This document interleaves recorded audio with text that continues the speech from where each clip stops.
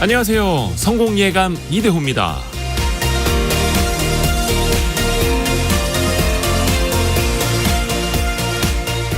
9, 8, 7, 6, 5, 4, 3. 무슨 카운트다운을 하는 건 아니고요. 미국 소비자 물가지수 상승률 이야기입니다. 지난해 6월 9.1%에 달했던 미국의 물가 상승률이 1년 만에 3.0%로 내려왔습니다. 2년 3개월 만에 가장 낮은 수준인 거죠. 러시아 우크라이나 전쟁 이전 수준으로, 그리고 코로나19 이후 엄청난 유동성이 풀리면서 인플레이션을 걱정하기 직전 수준으로 진정된 겁니다. 그런데 정말 그럴까요?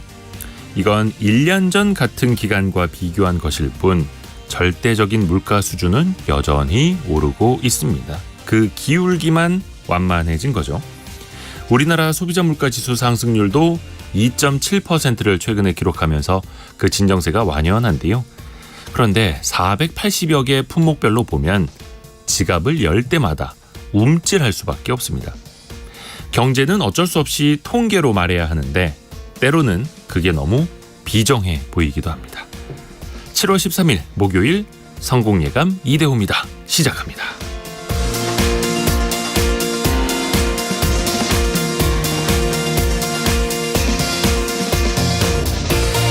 안녕하세요. 이대호입니다. 오늘의 경제상식 퀴즈 지금 바로 내드릴게요.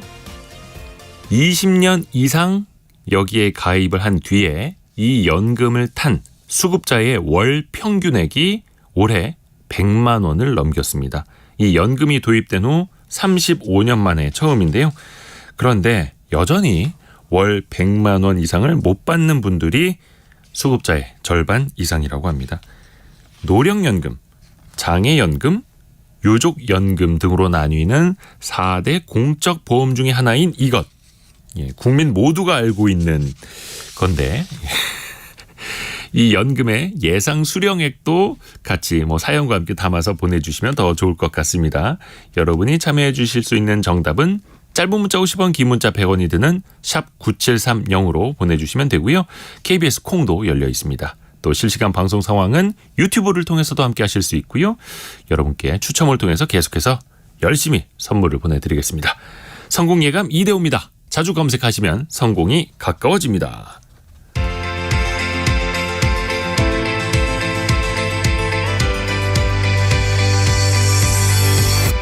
KBS 1라디오 성공예감 이대호입니다. 오늘의 경제 뉴스 알고란 고란 경제 전문 기자, 그리고 동아일보의 백상경 기자입니다. 어서 오세요. 네, 안녕하세요. 안녕하세요. 고란 기자가 준비한 아이템부터 들어볼까요? 네, 분양시장 얘기 좀 해볼 텐데요. 네. 전국 아파트 평균 분양가가 2천만 원 돌파했습니다. 6억 이하 분양 아파트는 급감했고요. 그런데 서울은 완판되고 있는데 지방은 미분양 공포에 시달리고 있습니다. 청약 양극화가 심해지고 있습니다. 또 하나는 주식시장 얘기인데요. 올해 개인 순매수 상위 10개 종목을 보니까 10개 가운데 7개 손실을 봤습니다.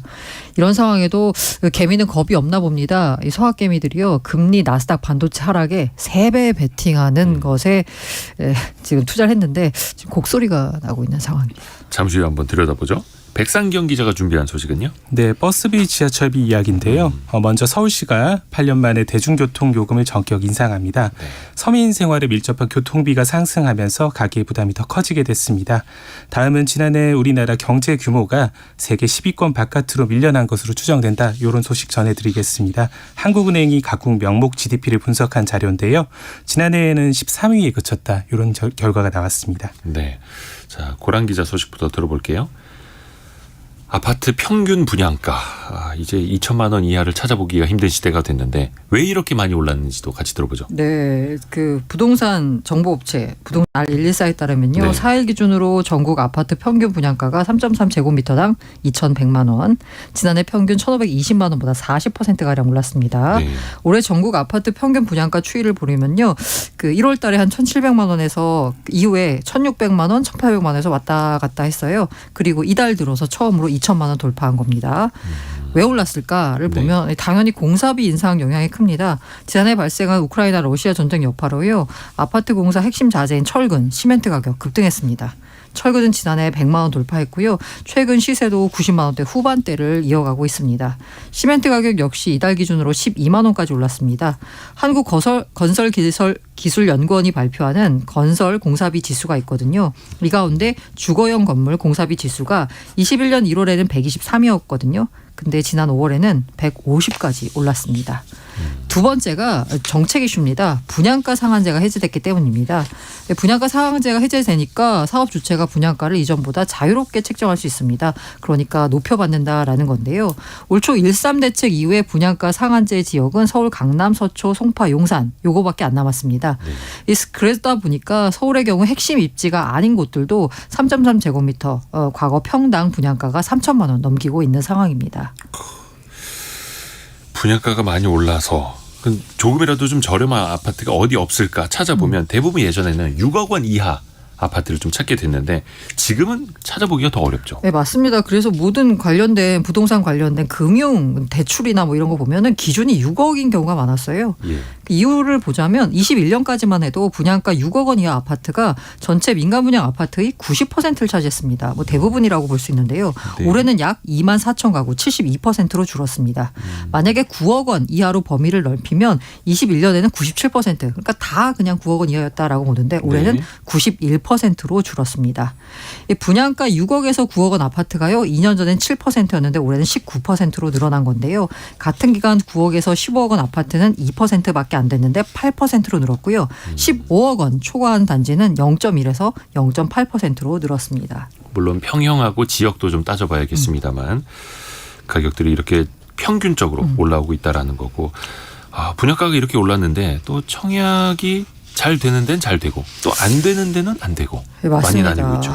이게 약간 양극화 느낌인데요. 일단 원자재 값이 올랐고 인건비 부담도 늘었잖아요. 그러면 분양 가격 올라가겠네? 라고 관측이 많아지잖아요. 네. 그러니까 더 오르기 전에 빨리 사자.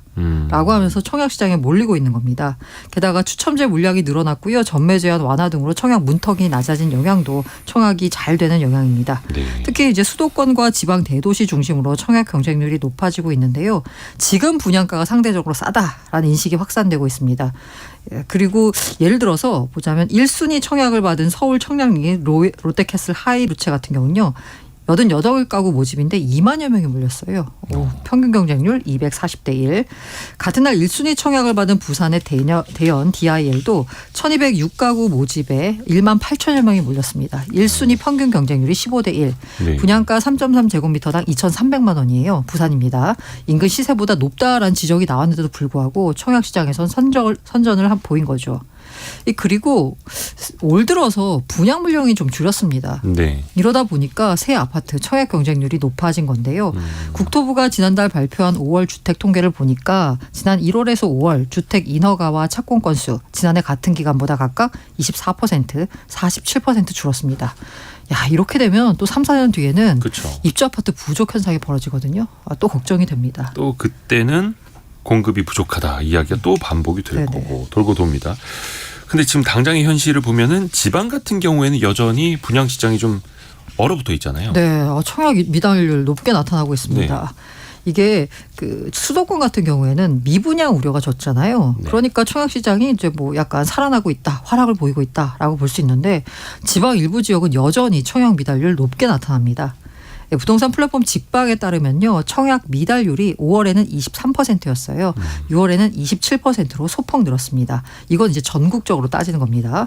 그런데 1순위 청약 미달률을 보니까 서울, 인천은 제로. 다 완판됐다라는 겁니다. 인천 같은 경우에 지난해 5월 이후 13개월 만에 청약 미달률이 0% 아래로 떨어진 겁니다. 이 밖에 경기 부산도 10% 뭐 나쁘지 않습니다. 그런데 이제 광주 30%, 제주 80% 등입니다. 예를 들어서 울산에서 1순위 청약 진행한 유보라 신천 매곡 같은 경우에 348가구 모집이었거든요. 네. 14명 지원했어요. 광주에서 분양한 광천동에 있는 그 아파트 단지는 99가구 분양을 했는데 단 2가구만 지원했습니다. 너무 극심한 상황이네요. 네네. 완전 너무 다르네요. 서울하고. 아까 서울은 막 10,000명, 뭐 2만 그렇죠. 명 이랬잖아요. 백상경 기자 아이템으로 넘어갑니다. 제가 오프닝 때도 소비자 물가지수 상승률 이제 좀 많이 네. 완화되고 있다, 둔화되고 있다 말씀을 드렸는데 그래서일까요? 전체적인 물가 상승률이 진정이 되니까 이제 공공요금들을 올리기 시작을 합니다. 특히 네. 서울시가 대중교통 요금을 8년 만에 올린다는 거죠. 맞습니다. 이게 살살 올라가는 느낌들이 이제 드는데요. 예. 서울 시내 이제 기본 요금 버스 기본 요금이 당장 다음 달 12일부터 다음 달 300원. 12일부터 300원. 300원씩이 오르는데요. 이제 간선 지선 버스 많이들 이용을 하시는데 네. 1,500원이 되고요. 순환 버스는 1,400원, 마을 버스는 1,200원을 내야 합니다. 광역버스하고 심야버스 인상폭이 좀 더 큰데요. 네. 광역버스는 700원이 올라서 3,000원이 되고요. 심야버스는 350원이 올라서 2,500원이 됩니다. 부담이 좀 확 느껴지는 액수인데요. 네. 네, 서울 이제 지하철 기본 요금도 살펴볼 텐데요. 10월 7일 토요일부터 150원이 오른 1,400원이 됩니다. 수도권 통합 환승이나 이제 거리에 비례해서 이제 적용하는 거리당 추가 요금 이런 것들은 동결이 됐지만 비교적 부담이 늘었다고 봐야 되고요. 내년 하반기에는 기본 요금 150원이 추가로 올라갑니다. 그러니까 총 1,550원으로 이제 바뀌는 건데요. 1년의 텀이 있지만은 한 300원 정도가 오른다라고 보시면 될 것 같습니다. 청소년, 어린이한테 적용하는 할인 비율 이건 기존하고 동일하게 유지를 하고요. 조조 할인이나 뭐 지하철 정기권 요금 이런 것들도 변경된 기본 요금에 맞춰서 지금의 할인 비율을 그대로 적용하는 식으로 연동 조정을 합니다. 시내버스는 300원, 광역버스는 700원. 네. 거의 부담이 좀 되네요. 서울시가 교통요금 이렇게 인상할 수밖에 없는 이유는 뭘까요? 네, 서울시는 막대한 이제 버스, 지하철 운영 적자 때문에 네. 인상이 불가피하다는 입장입니다. 물가하고 인건비가 꾸준하게 상승을 했는데 여기에 코로나19까지 겹치면서 적자 규모가 좀 커졌습니다. 2019년만 해도 5,800억 정도였는데 2020년부터는 약 1조 원대 적자가 계속되고 있습니다. 누적 적자는 지난해 기준으로 17조 8천억 원까지 올라갔습니다. 버스 업계 상황도 마찬가지인데요. 업체들이 갖고 있는 누적 부채, 그러니까 운영이 어려워서 빌리는 돈들인데 네. 이게 지난해 기준으로 8천억 원 수준까지 늘었습니다. 이 대출 원금과 이자 비용에 대해서 서울시가 일부러 이제 상환해주는 이런 지원들을 하고는 있는데 네. 해마다 수천억씩 적자가 나다 보니까 이게 사실상 뭐 밑빠진 독에 물 붓는 네. 뭐 그런 상황하고 다를 게 없습니다. 수천억 원대의 적자. 그러면 당장 이렇게 요금을 올리면 지하철 같은 경우에는 150원, 150원 좀 올해 내년 이렇게 나눠서 올린다고 네. 했는데 이렇게 올리면 그러면 적자 문제는 좀 해결이 될까요? 네, 이게 사실은 이제 이 정도 올려가지고 전체 적자에 얼마나 영향을 줄 수 있느냐 이런 뭐 의구심들이 굉장히 많이 있는데요. 네. 사실 요금 인상만으로 해결할 수 있는 문제들은 아닙니다. 하지만 이렇게 좀 낮은 요금들이 적자의 기본적인 어떤 원인이다 이렇게 네. 꼽히고 있는 것도 사실입니다. 현재 이제 서울 지하철 버스 요금을 살펴보면요, 사람을 태울수록 마이너스가 나는 구조입니다. 서울시에 따르면 승객 1명을 태울 때마다 지하철, 시내버스 모두 700원 안팎의 적자가 나고 있습니다. 한 명 태울 때마다 손해를 본다는 얘기죠. 예. 그래서 대중교통 요금은 보통 1에서 한 3년 정도 주기로 100원 정도씩 인상하는 뭐 추세가 있었는데 앞서 말씀드렸던 것처럼 이번 인상이 8년 만입니다. 8년 넘게 동결이 됐다는 얘기입니다. 코로나19 문제도 있었지만은 네. 또 이제 근본적으로는 저출생 그리고 수도권 신도시 전출 인구 뭐 이런 것들이 늘어나면서 대중교통 이용객 숫자 자체가 줄고 있습니다. 또 이제 고령화 때문에 무임 이용 인구가 조금씩 늘어나고 있는 것도 운영에 부담을 주고 있고요. 이런 여러 가지 여건들을 감안을 하면 일단 대중교통 요금 인상이 일정 부분 불가피했다. 이런 서울시의 어떤 설명들도 뭐 납득할 부분들이 있다고 볼 수 있겠습니다. 실제로 이번 요금 인상으로 지하철 버스 운영 적자가 한 20% 이상은 감소할 것이다. 이런 전망들도 나오고 있고요. 적자 상황은 사실 서울시 그 지역의 어떤 대중교통 업체들뿐만이 아니라 네. 지역도 마찬가지 않습니까? 네, 맞습니다. 사실 또 그리고 서울시가 지자체들의 맏형격이잖아요. 그렇죠. 그래서 서울시가 총대를 매면 다른 지자체들도 좀 부담 없이 따라오는 이런 경향들이 있는데 실제로 다른 지자체들도 요금 인상 많이 추진하고 있습니다. 당장 수도권에서는 인천시 오는 10월부터 지하철 요금을 인상할 계획입니다. 네. 시내버스가 250원, 광역버스가 350원 정도 올라가는 뭐 방안이 유력하고요. 부산시는 시내버스 요금을 400원 그리고 도시철도와 부산 김해 경전철 요금을 300에서 400원 정도 인상하는 내용의 대중교통 요금 인상안을 검토하고 있습니다. 줄줄이 예, 줄줄이 올릴 수밖에 없겠네요. 당연히 시민들은 부담이 커질 수밖에 없잖아요. 네, 돈 더 내라고 하는데 사실 좋아하실 분들은 아무도 없을 그쵸. 것 같아요. 네. 네, 시내버스로 보면은 이제 한 번 탈 때마다 300원이 오른다. 이러면은 왕복을 하면은 600원. 그쵸. 이걸 한 달 내내 탄다 그러면 18,000원, 2만 원 정도가 올라가는 건데. 1년이면 거의 한 20만 원. 맞습니다. 이게 또 4인 가구 이러면은 뭐 숫자들이 늘어나잖아요. 네. 굉장히 적지 않은 액수라고 좀 봐야 될 것 같고요. 딱히 또 서비스는 뭐 그렇게 드라마틱하게 좋아진다 이런 느낌은 없는데 돈은 더 내라 뭐 이런 거라면서 이렇게 좀 불만 토하시는 분들이 많이 있습니다. 네. 소비자 단체에서도 반발하는 목소리들이 좀 있고요. 네. 예, 이제 좀 몇 가지 요금 경감 방안들을 좀 살펴보려고 하는데요. 일단은 요금 조정 전에 지하철 정기권을 충전을 하면 요건 이제 유효 기간, 그러니까 뭐 충전한 날짜로부터 30일 이내에 60회 네. 여기까지는 계속 사용을 할 수 있다고 합니다. 당장은 요금 인상 직전에 정기권 끊는 방법이 있겠고요. 장기적으로는 교통요금의 최대 30% 절감해주는 알뜰 교통카드 쓰는 것도 방법일 것 같습니다. 지하철은 서울 경우에는 10월 7일부터 오른다고 했으니까 네. 10월 첫 주에 정기권을 좀 그것도 사놔야겠네요. 방법이죠. 네. 그리고 저희도 몇 차례 알려드렸습니다만 알뜰 교통카드, 알뜰 교통카드. 신용카드사에 알뜰 교통카드 신청을 해서 그걸 받아서 알뜰 교통카드 애플리케이션 다운받아서 등록을 하면은 거의 웬만한 직장인들이면 한 달에 한 1, 2만 원 정도는 아낄 수 있다라는. 네, 맞습니다. 이거 꼭 써야 됩니다. 열심히 걸어 다니셔야죠. 걸어 다니는데도 그 마일리지가 네, 이제 쌓이는 네, 맞습니다. 네. 좋은 서비스입니다. 네. 고란 기자, 올해 상반기 증시 괜찮았습니다. 거의 2,200에서 2,600 이상까지 올라왔고 좋았죠. 개인들의 수익률은 어땠을까요? 코스피가 10% 넘게 올랐고요. 네. 코스닥은 거의 30% 가까이 상승했거든요. 지수 기준으로. 그런데 개인 투자자가 올 들어서 최근까지 사들인 10개 종목을 봤더니 평균 수익률이 2%. 아이고. 좀 시원치 않죠. 네. 뭘 많이 샀냐라고 봤더니 포스코홀딩스, 에코프로, 에코프로빔, SK이노베이션, LG화학 많이 사들였습니다. 네. 특히 에코프로 같은 경우는요. 개인 평균 매수 단가가 52만 9천 원이에요. 85% 올랐습니다. 네. 좋잖아요. 네. 근데 왜 수익률이 안 좋을까? 이거 말고 LNF 마이너스 29%, LG생활건강 마이너스 22% 등 7개 종목이 손실권입니다. 이 반면 외국인은 10개 종목 가운데 8개가 수익권입니다. 평균 수익률 13%고요. 올해 사실 외국인 수급이 국내 증시 상승을 이끌었거든요. 그러니까 외국인이 고른 종목이 대체로 올랐다라고 보시면 됩니다. 뭐 기관은 뭐 중간 정도 했습니다. 평균 수익률 3.8%, 순매수 종목 5개는 수익권이고요. 5개는 손실권 기록했습니다. 국내 증시에서는 항상 이게 또 반복되는 문제이기는 한데 미국 증시에 투자하는 이른바 서학개미 분들도 많잖아요. 네. 그쪽도 한번 들여다볼까요? 서학개미 분들이요. 이제 그 국내에서 우리 과감하게 하시잖아요. 미국 가서도 과감하게 하십니다. 성향은 똑같죠. 네, 성향이 똑같아요. 근데 너무 과감해서 걱정인데요. 사실 우리가 이제 이거 뭐 그 해외에 투자할 때는 사실 ETF를 많이 투자하세요. 네. 근데 ETF는 개별 종목이 아니다 보니까 상승률이 조금 좀 보수적, 좀 약간 예. 제한적이잖아요. 그러다 보니까 2배 베팅하십니다. 근데 그것도 아니고 최근에는 3배 베팅 상품으로 옮겨가셨어요. 가장 많은 자금이 몰린 게 한 6억 달러 정도가 몰린 게 네. 디렉시온 데일리 20년 국채 불 스립의 ETF인데요. 네. 이게 뭐냐면 20년 만기가 20년 이상 남은 초장기 미국 국채로 구성됐는데 네. 지수에 따라서 3배로 수익률이 결정됩니다. 네. 채권은 금리와 가격이 반대로 움직이잖아요. 그래서 미국 국채 금리가 하락하면, 다시 말해 이 가격이 상승하면 3배 수익이 가능합니다.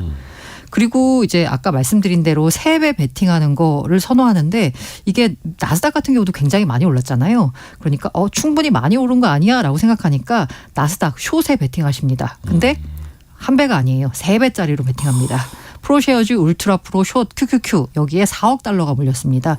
나스닥 100 지수의 하루 수익률을 역방향으로 3배 추정합니다. 그리고 또 많이 올랐다고 생각하는 게 반도체예요. 그러다 보니까 순매수 3위 종목이 뭐냐면 필라델피아 반도체 지수를 역으로 3배 추종하는 ETF에 돈이 몰렸거든요. 네. 한 2억 5천만 달러를 투자했습니다. 그렇다 보니까 아까 제가 채권도 그렇고 나스닥 100 지수도 그렇고 그다음에 필라델피아 반도체 지수도 그렇고 다 3배 네. 지수의 움직임에 따라서 수익률이 결정되잖아요. 여기 레버리지 ETF의 전체 순매수액이 13억 달러에 달합니다. 지수 방향만 정확히 맞추면 3배 수익이에요. 그런데 네. 반대로 움직이면 손실 규모가 눈덩이죠. 근데 많이 반대로 움직였잖아요. 그래서 안타까운데요. 예. 그 최근 한 달간 수익률을 보니까 채권 같은 경우에 마이너스 8%, 나스닥 숏 같은 경우에 마이너스 7%, 그리고 필라델피아 반도체 지수 3배 숏이 마이너스 4%. 연초에 만약에 투자했다라고 네. 하면요. 반도체 같은 경우에는 마이너스 75, 나스닥 100은 마이너스 65, 채권 같은 경우는 마이너스 11%. 이게 서학개미 기대와 달리 미국 장기채 금리가 들썩이고요. 나스닥 지수는 고공행진하고 반도체 지수 상승세가 이어지고 있습니다. 이 시장 방향성 예측한 다음에 이 2배나 3배 베팅하는 레버리지는 당연히 변동성이 크니까요. 리스크가 상당히 큽니다. 무엇보다도 이게 레버리지 상품에 장기 투자하면 안 되거든요. 이게 왜냐하면 레버리지 상품이요. 누적 수익률이 아니라 일간 수익률을 추정합니다. 특히 레버리지 인버스 ETF 같은 경우는요. 지수 등락을 반복하더라도 음의 복리 효과로 원금이를 우려가 있는데요. 이게 뭐냐면 누적적으로 떨어졌다라고 하는데 떨어지는 과정에서 올랐다가 떨어졌다 올랐다가 떨어졌다라고 하면 그 매일매일 수익률을 추정하거든요. 그렇기 네. 때문에 그렇죠. 지수가 떨어졌으니까 나 숏으로 먹었을 텐데 왜 내 그 ETF는 이렇게 여전히 마이너스지? 라고 생각하시면 이 구조를 잘 보셔야 됩니다. 그렇죠. 100에서 10% 떨어지면 90인데 90에서 10% 오르면 99니까 네. 계속해서 똑같이 떨어지고 똑같이 올라도 이 레버리지 상품은 특히나 더더욱이 오차가 생길 수밖에 없죠. 자, 백상경 기자. 조금 반갑지 않은 소식이에요. 우리나라가 세계 10위 경제 대국 순위에서 밀렸다고요. 네, 조금 마음 아픈 네. 그런 소식인데요. 아쉽게도 3년 연속 톱10 유지에 실패했습니다. 한국은행이 발표한 2022년 국민 계정으로 본 우리 경제 자료에 네. 따르면 지난해 우리나라의 명목 GDP가 1조 6천억 달러 정도가 됐습니다. 2조 달러 정도로 이제 격차를 굉장히 크게 벌린 이탈리아에게 12자리를 내줬습니다. 우리나라는 브라질, 호주에게도 따라잡히면서 13위에 머물렀습니다. 우리나라 뒤로는 이제 14위, 15위가 스페인, 멕시코가 나란히 따라왔고요. 네. 다른 나라 순위도 한번 살펴보면 G2라는 이름에 걸맞게 미국이 25조 달러로 1위, 중국이 17조 달러로 압도적인 2강을 형성했습니다. 네. 3위는 4조 달러인 일본이었고요. 이어서 이제 독일과 영국이 톱5를 형성을 했습니다. 참고로 명목 GDP는 한 나라에서 재화와 서비스 얼마나 생산됐는지를 보여주는 지표입니다. 한 나라 경제 규모를 가늠하는 지표인데요. 명목 가격, 그러니까 그 해의 시장 가격을 기준으로 해서 GDP를 산출한 겁니다. 경제의 전체적 규모를 파악하는 데 유용합니다. 우리나라 경제 순위가 좀 떨어진 이유를 한번 살펴볼까요? 네, 사실 순위보다 이유가 더 중요할 텐데요. 네. 이유를 일단은 표면적으로 살펴보면 지난해 명목 GDP가 원화 기준으로 보면 약 2,100조, 그러니까 전년 대비해서는 4% 정도 증가를 했습니다. 근데 미국 달러화 기준으로 이걸 바꿔서 보면 환율 상승이 좀 반영이 돼가지고 전년 대비해서 한 8% 정도 감소했다, 이런 분석이 나왔습니다. 네. 그러니까 쉽게 말하면 원화의 가치가 떨어지면서 지표를 산정하는 데 좀 불리하게 작용했다는 건데요. 반대로 이제 우리나라를 앞섰던 이 브라질, 호주, 러시아 같은 나라들은 주요 원자재 수출 국가들입니다. 이게 네. 불황에 굉장히 강하고 이런 달러화 강세에서도 자기 환율을 좀 방어를 잘 하거든요. 그래서 상대적으로 지표 산정에 유리하게 작용을 했습니다. 네. 근데 이제 사실 보다 근본적으로 살펴보면 성장세가 지금 둔화가 되고 있다, 이런 것들이 원인입니다. 정부가 지난 4일 발표했던 올해 하반기 경제정책 방향 살펴보면 올해 경제 성장률 전망치가 1.6%에서 1.4%로 조정이 됐습니다. IMF도 올해 성장률 전망치 우리나라 거를 1.5%에서 1.5%로 하향 조정을 했고요. 원래 1.7%였는데요. 네. 1%대에서 그쳐 있는데 이게 계속 줄어들고 있는데 이런 좀 정체되어 있는 성장 동력이 근본적으로 개선이 되지 않으면 10위권 다시 들어갈 수 있을까? 약간 좀 의문스럽다라는 말씀들이 많이 있습니다. 네. 다시 체질을 좀 개선을 해야 되겠고, 다시 환율도 좀 다시 덕을 보는 방향도 좀 필요하겠고. 동아일보의 백상경 기자, 그리고 알고란의 고란 경제 전문 기자 함께했습니다. 고맙습니다. 네, 감사합니다. 수고하셨습니다.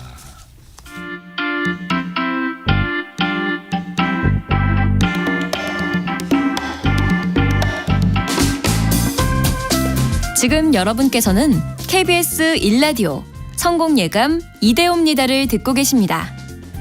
참여해주신 여러분께는 추첨을 통해 헬시 허그에서 한국인의 건강한 두피에서 찾아낸 두피 유래 유산균을, 판촉물 전문 그룹 기프코에서 텀블러 세트를, 아름다운 식탁 창조 주비푸드에서 자연에서 갈아 만든 생와사비를, 쉽고 빠른 판촉물 제작 시너지 기프트에서 LED 튜브 스탠드를, 그리고 성공예감에서 준비한 커피 쿠폰을 보내드립니다.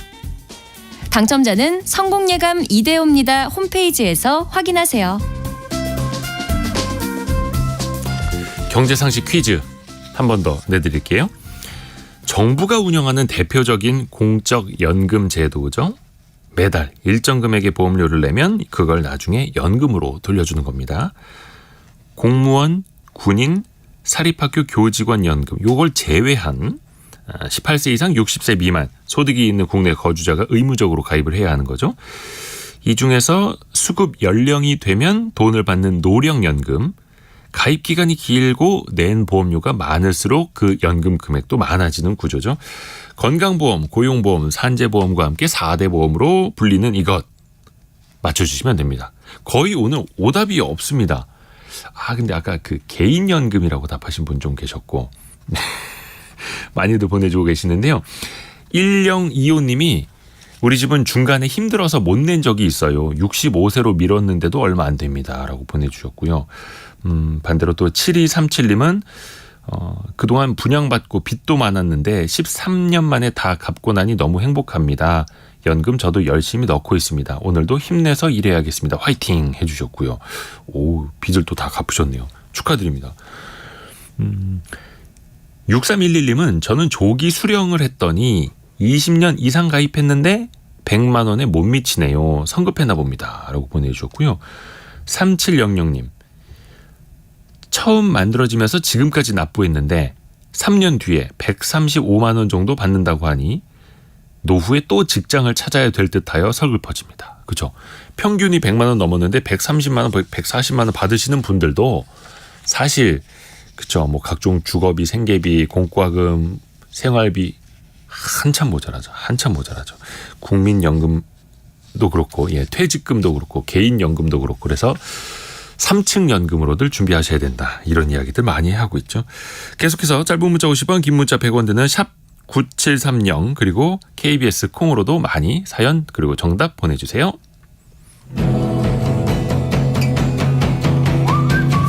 오늘의 움직임에 주목하고 세상의 흐름을 놓치지 않습니다. 여러분의 내일을 응원하며 성공의 열쇠를 함께 찾아갑니다. 성공예감 이대호입니다.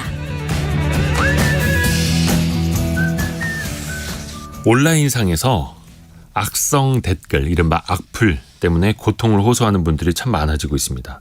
과거에는 뭐 연예인이나 유명한 사람 위주였다면 이제는 SNS가 또 일반화되면서 일반인들까지도 이 악플의 타겟이 되기도 하는데요. 또 이로 인한 경제적인 손실도 국가적으로 엄청나게 커지고 있다고 합니다. 과연 이 악플 해법이 있을지 같이 고민해 보시죠. 성균관대 미디어 커뮤니케이션 학과의 이재국 교수입니다. 교수님 안녕하세요. 네, 안녕하십니까. 사실 뭐 인터넷이 발전하면서 계속 같이 따라붙은 문제긴 한데요. 이 악플이 과연 얼마나 늘었고 또 왜 늘고 있는지부터 좀 짚어주세요. 예, 이 악플이 계속 늘고 있는 경향인데요. 신고 건수가 계속 증가를 하고 있습니다. 경찰청이나 뭐 이런데 사이버 모욕이나 명예훼손으로 이제 신고를 한 건수가 2018년 1만 5천여 건 정도에서 2022년에 2만 9천여 건 정도로 한 5년 만에 80% 가까이 증가를 했네요. 네. 이유는 어떻게 볼 수 있을까요? 5년 사이에 80%나 증가한 이유는요? 이게 일단 신고 건수가 증가한 건데 네. 사실 뭐 우리가 갑자기 이용하는 사람들이 갑자기 악해져서 나빠져서 그러지는 않은 것 같고 이 온라인 활동 전체가 일단 계속 늘어나지 않습니까? 네. 그래서 이 활동 전체의 양이 늘어나면서 악플도 같이 증가한 것으로 봐야 되지 않을까 그렇게 보여집니다. 또 더 심각. 네네네. 말씀해 주세요. 네, 사실 뭐 악플 다는 사람들은 극소수죠. 극소수고 뭐 댓글을 다는 사람들도 이렇게 뭐 다수라고 보기는 어렵고 뭐 소수라고 봐야 되는데 네. 이 악플 다는 사람들이 극소수지만 활동 자체가 이렇게 많아지면서 우리한테 보이는 악플도 좀 더 이렇게 많아 보이지 않나 그렇게 생각됩니다. 그렇죠. 오히려 악플이 더 눈에 띄죠. 눈에 띄고 그렇죠. 또 어떻게 보면은 그런 말을 좀 내뱉기 위해서 일부러 댓글을 쓰시는 분들도 계시고요. 네. 그리고 또 예. 뭐 여러 가지로 이 채널도 지금 많이 있고 네. 이 댓글이라든지 다른 이런 활동을 하기가 좋은 환경을 자꾸 만들고 있지 않습니까? 그렇죠. 그러다 보니까 이제 온라인 활동도 늘어나고 그래서 이제 악플도 덩달아 이렇게 좀 늘어나 보이는 게 아닐까 이렇게 생각됩니다.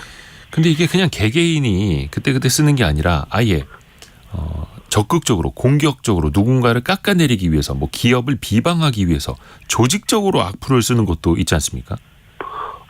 그게 많이 요즘 그런 게 나온다고 이렇게, 예. 이렇게 이야기를 듣고 있는데요. 이게 사실 이 온라인 활동이라는 게 경제 활동도 많이 있지 않습니까? 쇼핑 같이 이렇게 이런 경제 활동이 그 전에 이제 오프라인 중심에서 이제는 이제 온라인 중심으로 완전히 바뀌고 있는 상황인데 그렇게 되는 과정에서 뭐 댓글이나 네. 그리고 다른 이용자 관여라고 하는데 그런 걸 기반으로 하는 리뷰가 좀 중요한 역할을 하죠. 네.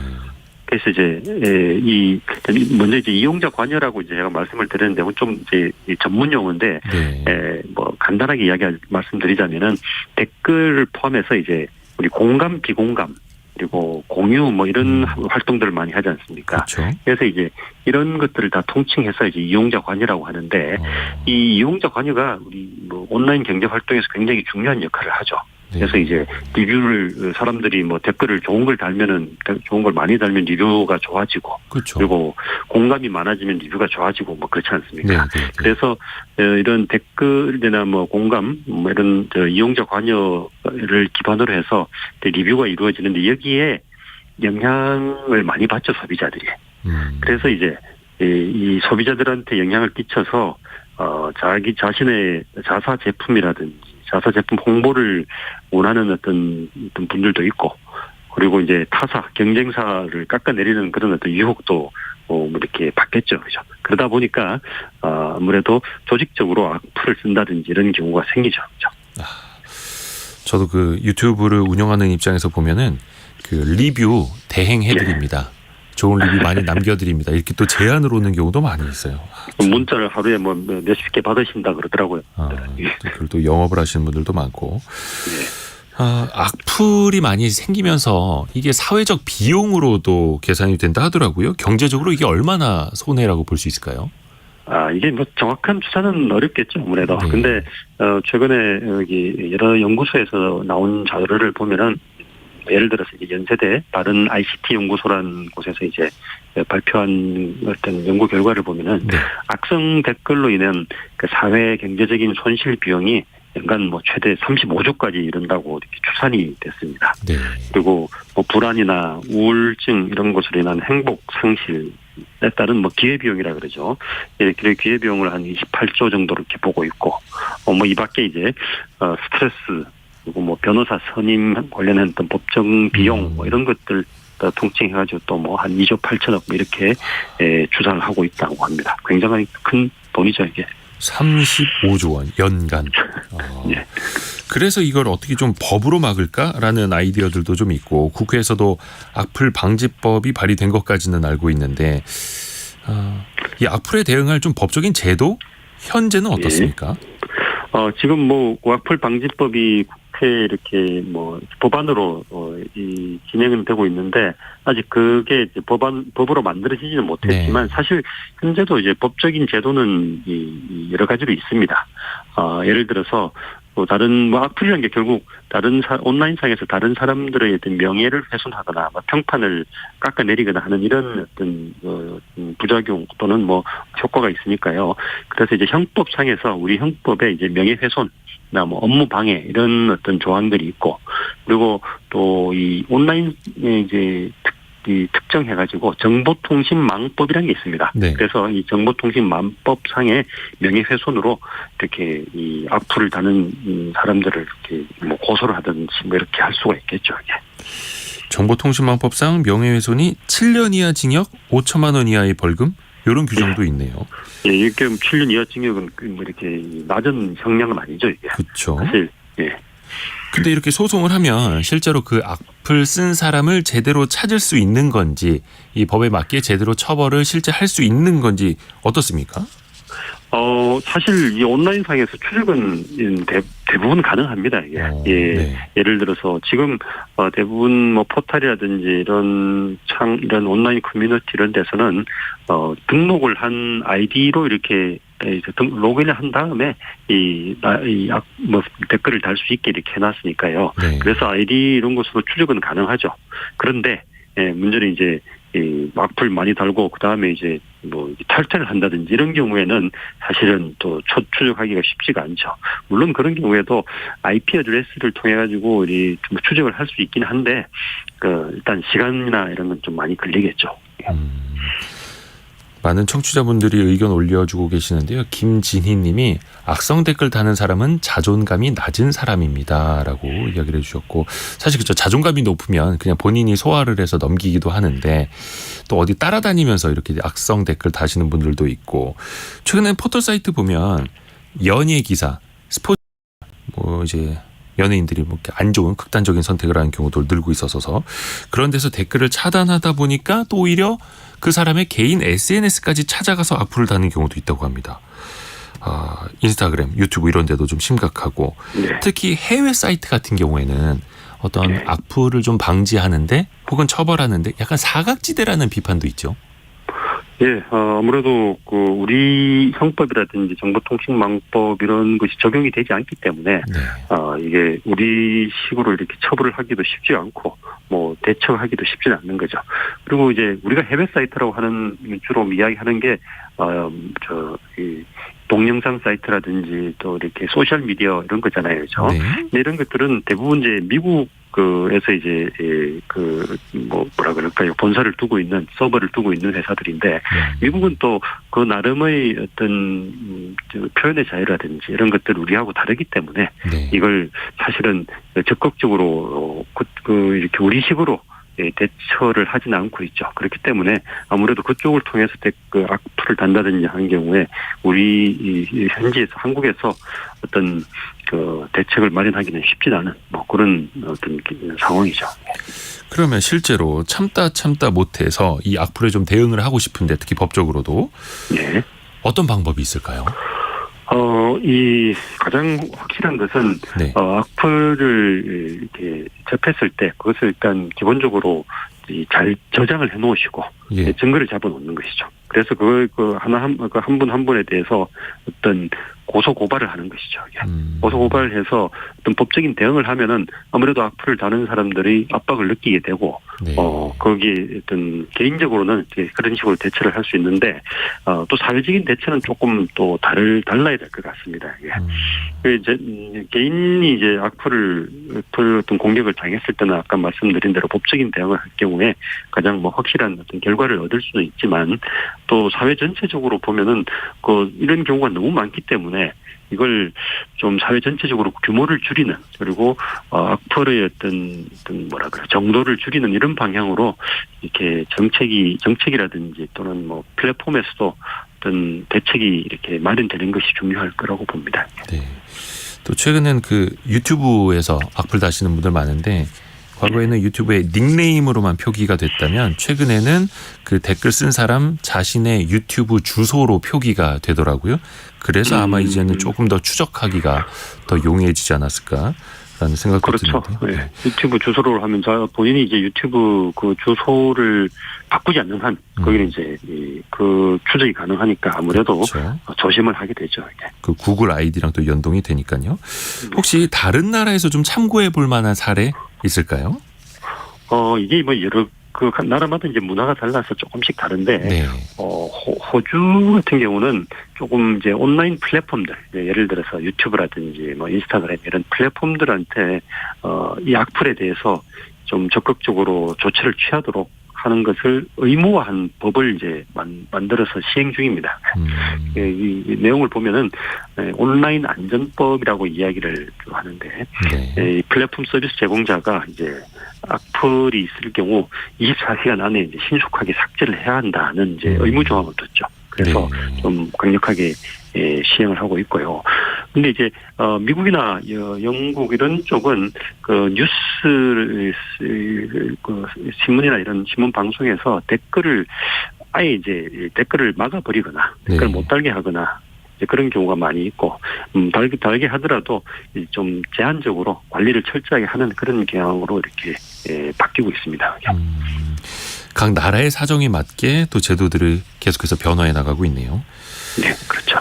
악플.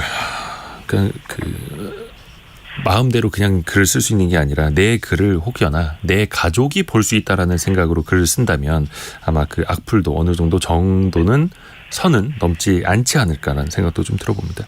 성균관대 이재국 교수와 함께했습니다. 고맙습니다. 예, 감사합니다. 라디오 정보센터 다녀오겠습니다. 오늘부터 정체전선의 영향으로 전국에 다시 장맛비가 내리겠습니다. 특히 내일까지 중부지방에는 최대 250mm가 넘는 매우 많은 비가 쏟아질 것으로 예보돼 이틀 전 서울에서 있었던 극한 호우 상황이 다시 나타날 수 있습니다. 간호사와 요양보호사 등 다양한 의료 종사자들이 속해 있는 전국 보건의료노조가 인력과 공공의료 확충 등을 요구하며 오늘부터 이틀간 총파업에 들어갔습니다. 조규홍 보건복지부 장관은 국민 생명과 건강에 위해를 끼치면 단호히 대응하겠다고 밝혔습니다. 최저임금위원회가 오늘 오후 전원회의를 열어 내년도 최저임금에 대한 최종 심의에 나섭니다. 오늘이 사실상 최저임금 결정의 마지노선인 만큼 위원들은 밤 늦게까지 추가 수정안을 내면서 논의를 이어갈 예정입니다. 서울시와 서울세관이 함께 고액 체납자 3명의 가택수색을 진행해 현금 등을 압수했습니다. 두 기관이 공조해 가택수색에 나선 것은 전국 최초입니다. 지금까지 라디오 정보센터 조진주였습니다. 직장인들의 고민을 해결해주는 성공학 개론 시간입니다. 자, 그런데 직장인 같지만 직장인 아닌 사람들도 있지 않습니까? 2021년 기준으로 국내 프리랜서가 780만 명에 달한다고 합니다. 뭔가 자유롭게 일을 할 수 있고 유연하게 근무하고 좋아 보이는데 또 한켠에서는 그들의 고민도 상당히 많을 겁니다. 불안정하기도 하니까요. 오늘 김나희 커리어 엑셀러레이터와 함께 프리랜서로 일하는 방법 한번 들어볼게요. 안녕하세요. 안녕하세요. 김나희입니다. 김나희 엑셀러레이터도 프리랜서신 거죠? 맞죠. 네, 저도 커리어 엑셀러레이터로 일을 하고 있는데 1인 기업으로 지금 일을 하고 있습니다. 원래 금융회사 대기업 다니다가 나와서 프리랜서 일을 하고 계시는 걸로 알고 있는데 나올 당시에 독립할 당시에 내가 프리랜서로 뛰어야지 생각할 때 가장 걱정했던 것 혹은 신경 썼던 것 뭐가 있을까요? 사실 그때 저도 그렇고 프리랜서를 준비하시는 분들도 프리랜서 1인 기업으로 일을 하려고 하면 나만의 뾰족한 무엇인가가 있어야 하는데 네. 그게 무엇일까 하는 고민을 제일 많이 하실 것 같고요. 그리고 한편으로는 프리랜서에 대한 착각 중에 하나가 일하는 시간이나 이런 것들을 내 마음대로 다 조절할 수 있지 않을까? 충분히 놀면서 일할 수 있지 않을까? 네. 하시는 것들도 많이 또 생각하실 것 같아요.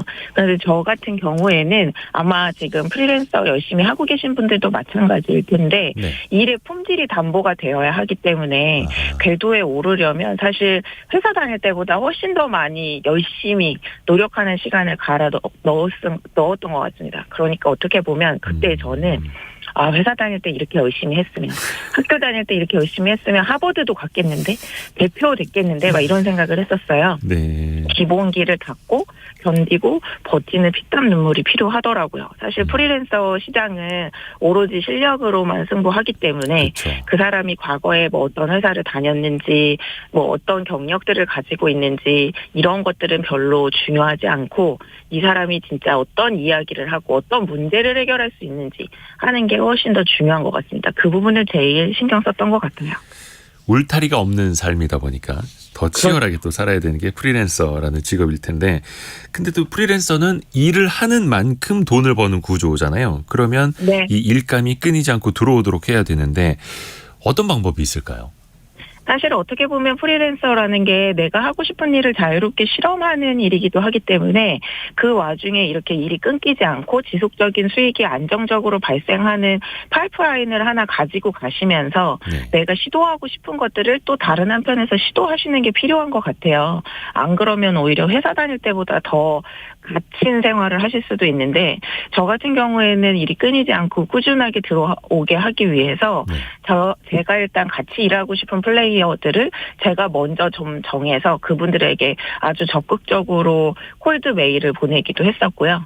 그렇게 하면서 일을 같이 하게 됐다라고 하면 한 번 하고 마는 게 아니라 우리 회사에서도 사실 어떤 제품을 판매할 때 리텐션이 되게 중요하다라는 이야기를 하는데 리텐션이 고객을 유지하는 거거든요. 아하. 신규 고객을 확보하는 것도 물론 중요하지만 신규 고객 확보만큼 리텐션, 고객 유지가 얼마나 되느냐가 그 사업의 성패를 사실 가른다고 볼 수 있는데 프리랜서도 마찬가지입니다. 그래서 한 번 하게 된 플레이어와 한 번 하게 된 그러니까 클라이언트와 얼마나 지속적으로 그 관계를 유지할 수 있는가? 그러려면 일의 품질에서 내가 상대방이 생각하는 것만큼 혹은 훨씬 더 잘하는 모습을 보여주시는 것도 되게 중요한 것 같아요. 저는 그 부분에 굉장히 초점을 많이 두고 있었습니다. 그리고 또 중요한 게 프리랜서 하면은 내가 내 시간을 내 마음대로 쓸 수 있을 것 같은데 실제로는 앞에서 뭐 고객 유지하는 것도 이야기해 주셨습니다만 고객의 시간에 맞춰서 내가 일을 해야 되는 경우도 많잖아요. 그러다 네, 보면 그러실 것 오히려 같아요. 일과 삶의 균형을 챙길 줄 알았는데 그게 또 무너질 수도 있을 것 같고 어떻게 챙겨야 될까요?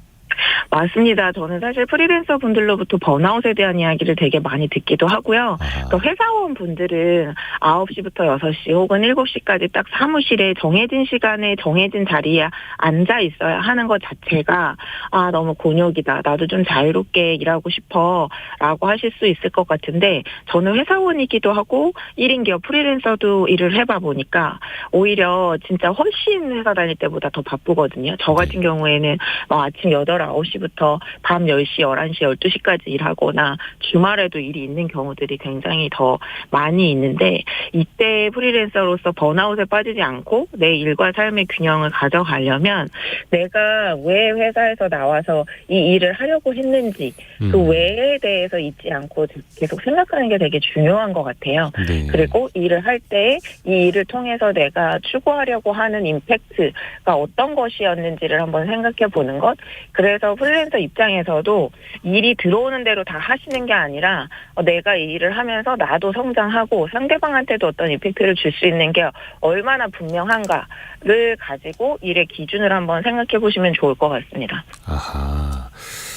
오히려 그 프리랜서들이 번아웃을 호소하는 경우가 더 많아요?